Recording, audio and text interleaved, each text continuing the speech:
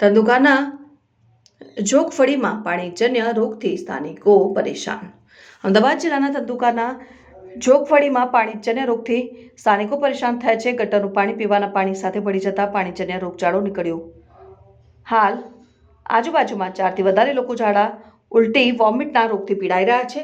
છેલ્લા ઘણા દિવસથી આ સમસ્યા થતી હોવાથી સ્થાનિકો દ્વારા વારંવાર મૌખિક રજૂઆત કરવા છતાં આજ દિન સુધી આ સમસ્યાનો કોઈ ઉકેલ લાવવામાં આવ્યો નથી। સ્થાનિકોનું કહેવું છે કે ગટરનું પાણી, ઘર વપરાશનું ધોવાયેલ પાણી રોડ પરથી પીવાના પાણીની લાઇનમાં જતું હોવાથી આ રોગો થવાની સંભાવના છે। જેથી વહેલી તકે આ લાઇનને સરખી કરવામાં આવે અથવા તો નવી પીવાના પાણીની પાઇપલાઇન નાખવામાં આવે। સ્થાનિકો દ્વારા મૌખિક કે લેખિત રજૂઆત પણ કરવામાં આવી હતી। મારું નામ સૈયદ અલી અસગર અલી સૈયદ છે।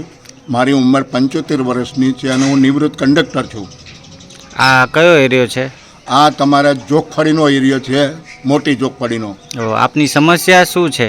અમારી સમસ્યા એ છે કે છેલ્લા ઘણા સમયથી જ્યારે આ ચૂંટણીનો માહોલ આવ્યો ત્યારના પહેલાંથી હું દોડાદોડ કરતો હતો, પણ કોઈ કર્મચારી હાજર ન હોવાથી આજરોજ મેં આ લોકોને અરજી આપેલી હતી। શું અરજી આપેલી? અહીંયા અરજીની અંદર એવું દર્શાવ્યું છે કે પાઇપલાઇન તૂટી જવાથી અને જ્યારે પાણી પણ બંધ થતું હોય નથી, એ પાછું જ્યારે પાણી ભરાયું એ પાછું પ્રવેશ થઈ જાય છે અંદર પાઇપલાઇનમાં। પાઇપલાઇનના હિસાબે કરીને પાઇપલાઇન શેની છે? પાણીની પાઇપલાઇન છે। બરાબર। અને શેના કારણે બીમારી થઈ રહી છે? એ પાણીના હિસાબે કરીને બીમારી થતી હોય એવું અમને શંકા જાય છે। ઓકે, હાલ અત્યારે પાઇપલાઇન દૂર કરાવીને બીજી નખાવી દીધી। હાલ અત્યારે કેટલા લોકો બીમાર છે? અત્યારે મારા ઘરમાં 2 છે, મારી બેબીને મારા ઘરેથી છે।